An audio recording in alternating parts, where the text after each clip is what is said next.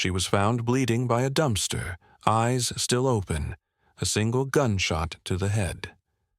Hours later, her boyfriend was discovered in the grass. One more teen was missing. What happened that night? And why were kids the ones pulling the trigger? It started with a sound. Not the usual Florida night noise. No cicadas, no wind, no distant TV hum bleating from half-closed windows. Just a sharp, hollow crack. Then another. And then silence. Moments later, a scream echoed down the street. Not loud, not frantic, just broken, like whoever screamed already knew it was too late. On the pavement, beneath the flickering orange haze of a dying streetlight, she was lying there. Her body twisted unnaturally, one arm stretched outward as if she had reached for something, someone, before she fell. Blood had pooled around her head. Not a smear, not a trickle. A pool, dense, dark, warm enough to steam faintly in the humid air. 16-year-old Leila Silvernail, shot once through the head, from close range. The kind of shot that didn't happen by accident. The kind that meant someone had looked her in the eye, or at least close enough to see her flinch, and pulled the trigger anyway. At first, the responding officers thought it might have been a car accident. Her body was near a dumpster, a vehicle partially lodged against it. But the moment they saw the wound, everything changed. Exit hole at the back of the skull. Powder burns on the scalp. A .380 or 9mm, they guessed, from the size. Execution style. Efficient. Almost clinical. No ID, no phone, just the blood. And that look in her eyes, half closed, glazed, but still fixed toward the sky like maybe she'd seen something before it all went dark. What followed wasn't a rescue. It was a recovery effort on borrowed time. She was still breathing, barely, gurgling through her own blood. Paramedics tried. She was rushed into surgery, but anyone trained in trauma response could already tell the outcome was inevitable. Less than 10 hours later, her boyfriend's body was found. Michael Hodo, 17. Lying face down in the grass off a side road, 2 blocks from where Leila had been left. Shot in the head. No struggle, no movement. Like he didn't see it coming, or like he knew it was pointless to run. His body had been dragged. The grass was flattened, dirt scuffed in a line that traced back toward the road. Whoever did this didn't want him to be seen immediately, but they didn't go far, didn't try to bury him. They wanted distance, not disappearance. That mattered. It suggested something about control or panic. The pattern was already forming, but no one could see it yet. 3 teenagers had gone out together. Only 2 had been found. The third, a girl named Camille Quarles, was still missing. 16 years old. Reported as a runaway weeks earlier. A name the authorities had begun to ignore until now. And still, no one could explain what happened. No drugs found on either victim. No signs of sexual assault. No cash or valuables missing. Just bullets and silence. There was no clear motive, and that's where things always get dangerous. Because when a murder isn't about money, or revenge, or even impulse, it's often about power. Or worse, indifference.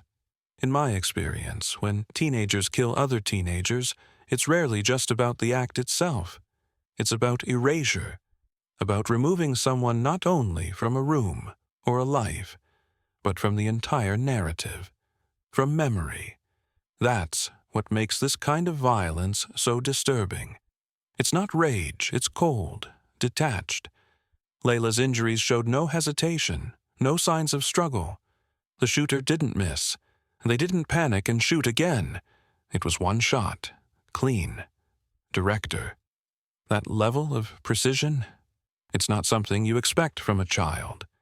And yet, that's what this was. Children killing other children. There were no adults there that night. No one to say stop. No one to take the gun away. Only peers, all playing parts in a story that had already gone too far.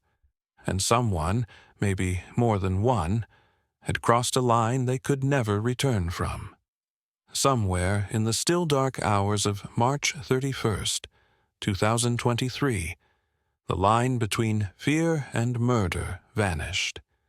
And Leila's blood, seeping into the cracks of that road, was the first evidence of it. But it wouldn't be the last.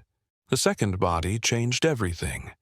They found him early that morning, just as the mist began to lift from the grass. A groundskeeper noticed something near the edge of the road, what looked like a jacket, maybe a backpack. But when he stepped closer, he froze. It was a boy, still, face down. One hand curled beneath him, the other stretched toward the trees like he'd tried to crawl, or maybe tried to reach for someone that wasn't there. Michael Hodo. He'd been shot once, clean through the head, just like Leila. No shell casings nearby, no defensive wounds, no blood trail. But there were drag marks. His shoes had come off somewhere along the way, probably from the friction. His shirt had risen up his back, exposing pale skin streaked with dirt and dried blood.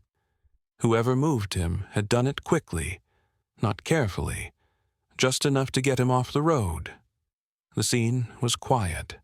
No cries, no family nearby, only the deputies crouching in the grass, gloves on, radios low, and the smell, not just of blood, but of earth and dew, and something else, something metallic and faintly bitter that lingered in the air like smoke from a fire long since gone out. Michael had been Leila's boyfriend. Everyone knew that. They'd been together for months. Not perfect, but close. They spent most nights together at her grandparents' house, or at the basketball courts down by the park.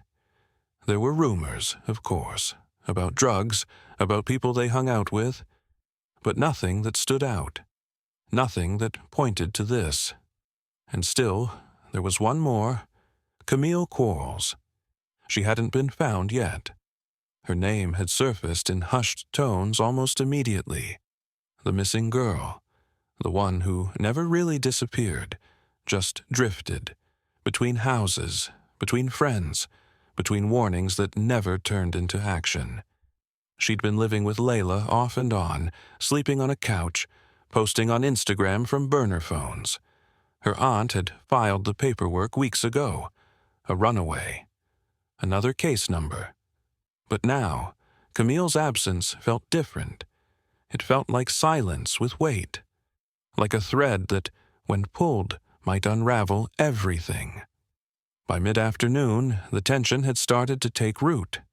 Deputies blocked off every road leading in and out of the Forest Lakes neighborhood. Helicopters circled low. K-9 units combed the wooded perimeter. But still, nothing. No gun, no witnesses, no car, and no Camille. Inside the sheriff's office, the first interviews began. Teenagers, neighbors, friends of friends. Names emerged, not all of them familiar. Some just nicknames. Reaper, Sosa, 35, a 12-year-old boy, a 17-year-old dropout, and someone else. Someone no one wanted to talk about directly. A boy in black, masked, quiet, watching. The stories didn't align, but they shared one thing: fear. The kind that doesn't come from guilt. It comes from knowing what's waiting if you say too much. That's when the real work began. Not just collecting facts, but interpreting silence. Understanding how a night that began as something ordinary could fall so quickly into something irreversible. It was no longer a matter of what happened. The question had shifted. Who knew? And who stayed quiet? It was the boy they called 35 who finally spoke first. 12 years old, small for his age. When he entered the interview room, he didn't look like someone capable of violence. He looked like someone who hadn't slept. Clothes too big, hands folded, legs swinging slightly above the floor. His mother sat beside him, silent but shaking, her jaw clenched so tightly it looked like it hurt. For a while, he said nothing, just stared at the table. Eyes down, voice buried somewhere behind his ribs. He said he was home. Said he fell asleep watching TV. Said he heard something outside. But when he looked, nothing was there. It was the kind of lie a child tells when he still believes in the magic of erasure. If I say I wasn't there, then maybe I wasn't. But they knew. The GPS data told them where the car had been. Witnesses placed him in the vehicle. One name after another, each one folding into the next. Leila, Michael, Camille, Reaper, Sosa, and the boy in black. They asked again. Not with force, but with patience. He shifted, blinked. Then quietly, the words began to form. He said Reaper knocked on his window, told him to come out, that they were going to see some girls, that it was nothing serious. Just a ride, maybe smoke, maybe laugh a little. He said yes, slipped out quietly, leaving the door cracked so it wouldn't slam. No shoes, just slides, the kind that come off too easily when you run. They picked him up down the street. Leila was driving, Michael in the front, Reaper in the back, and someone else. Already there, dressed in black, hood up, face hidden. He didn't know the name, didn't ask. They drove in silence, the kind that isn't peaceful, the kind that feels tight across your chest. He said no one spoke. Not really. A few words, maybe, but nothing that made sense. The windows fogged slightly. The air was thick, like something was about to happen, but no one wanted to be the first to say it. Then the car slowed. A long stretch of road, no lights, no cameras, just pine trees and stillness. That's when the gun came out. He didn't know who held it first. It might have been passed around. It might have always been with the boy in black. What he remembered clearly was the sound. Not loud, muffled, but unmistakable. The first shot hit Michael. He didn't scream, just went quiet. Then Leila turned, confused, half speaking. The second shot ended her sentence. Everything after that blurred. He said he tried to open the door, but someone grabbed him, told him to sit still, told him if he moved, he'd be next. So he sat, breathing shallow, heart punching against the inside of his ribs, blood on his leg, a sound in his ears like wind through a broken window. The car moved again, and that's when he heard it. A voice. From the back, software muffled. It was Camille. She was in the trunk. He hadn't known, hadn't even thought to ask. But now, she was crying, asking to be let out, begging, and no one answered. Later, when they stopped again, he said Reaper told him to open the seat, fold it down. And there she was, curled, arms over her head, eyes wide and wet and terrified. She looked at him, just looked, didn't scream, didn't move. He said the gun was heavy, that his hands shook, that when they told him to pull the trigger, he didn't want to. But he did. And then someone else fired. A second shot, louder, final. The trunk closed. No one spoke for a long time after that. That part, they all agreed on. When they brought Rob in, Reaper, as the others called him, he didn't look away. He sat upright, calm, too calm for someone accused of murder. His hoodie was clean, too clean. His sneakers still had dried mud on the soles, but his posture told a different story. Not of fear, but of calculation. He didn't ask for a lawyer. Not at first. He just listened. And when they told him they had already spoken to 35, that they had GPS data, camera footage, eyewitnesses, he barely reacted. He blinked, once, then leaned back slightly, as if the weight of what was coming wasn't a burden, but a process.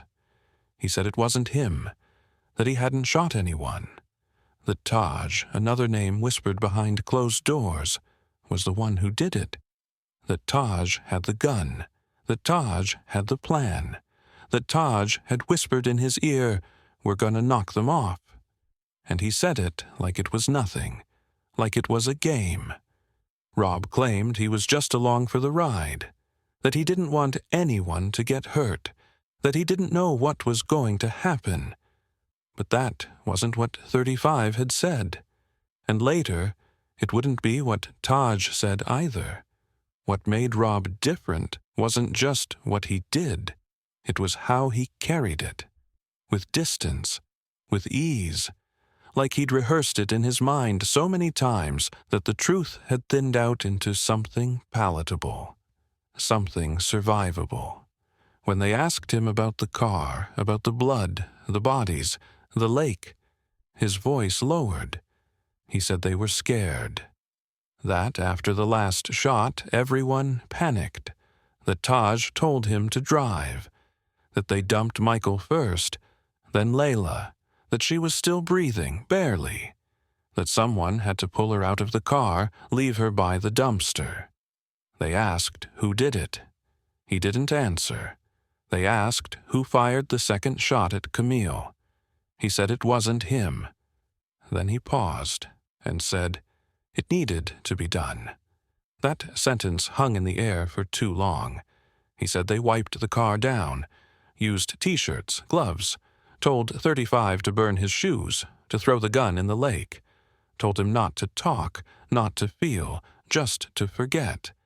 And the boy tried. But boys don't forget things like that. They found the car 2 days later, nose first in a shallow lake, its trunk still unlocked, blood soaked into the fabric, hair on the seatbelt, a spent casing wedged beneath the floor mat, Camille's phone submerged nearby, screen cracked, case torn. Forensics wouldn't have to work hard. It was all there. The evidence, the DNA, the path. But none of it explained what still lingered in the air weeks after the scene was cleared. Not just grief, not just horror, something colder. The sense that this wasn't a single night gone wrong. It was the result of something that had been building for a long time. A loss of boundaries, of consequence, of empathy. A girl left in a trunk. Another bleeding on the pavement. A boy discarded in the grass. And 3 others. Too young to know what they'd already become. Too old to pretend they hadn't chosen it. When they finally found Camille, it was April 1st. 2 days after Leila had been left bleeding on the roadside. 48 hours after Michael was dragged into the grass and abandoned. The search had already started to feel like it was shifting from hope to confirmation. Those who knew her best had stopped asking if, they were only waiting to hear where.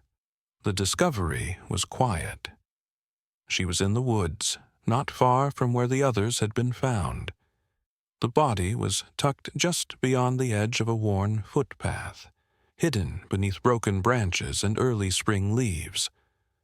Someone had tried to cover her half-heartedly, as if the gesture mattered more than the result. As if it was about hiding the act, not honoring the dead. She was still in the same clothes. Still had one earring in. Her shoes were missing. The coroner said she'd been shot twice. Once in the back, once in the head. No struggle, no defensive wounds. It was likely she'd been in the trunk the whole time, waiting. That's the part that stayed with me. Not the blood, or the bullet, or the disposal, but the waiting. Camille had known them, trusted them. She'd laughed with them, shared food with them, shared space. And yet, when the moment came, none of that mattered. She became a liability, a witness, a problem to solve. She was 16. When Taj finally gave his statement, it unraveled slowly. His version didn't match the others, not entirely, but the edges of the story were the same. He said he hadn't pulled the trigger, said it was Rob, that Rob had told him there was money involved, that the plan was just a robbery, that it got out of control. He said he'd been scared. He said Rob had the gun. He said it was supposed to be just a threat, that if Leila and Michael handed over the cash, everyone would walk away. But they didn't. And then everything changed. He described the shots in detail, said Michael didn't even turn his head, said Leila's hands went up just before it happened, said Camille had looked up from the trunk like she'd already known her name was next. He kept saying he didn't mean for it to happen, over and over. But the words rang hollow. By then, the detectives already knew where the gun had been found. They knew what was left of the clothes burned in the woods. They had messages, screenshots, the dismantled pieces of a plan that was never really about money. It was about reputation, about fear, about who would stay silent longest. It's easy, from the outside, to look at them and ask why. Why did no one stop it? Why did they go along? Why did they shoot? But that's not the question that keeps me awake. Not after seeing the footage. Not after reading the transcripts. Not after listening to the mothers beg for answers. The real question is darker. When did it stop feeling like murder and start feeling like survival?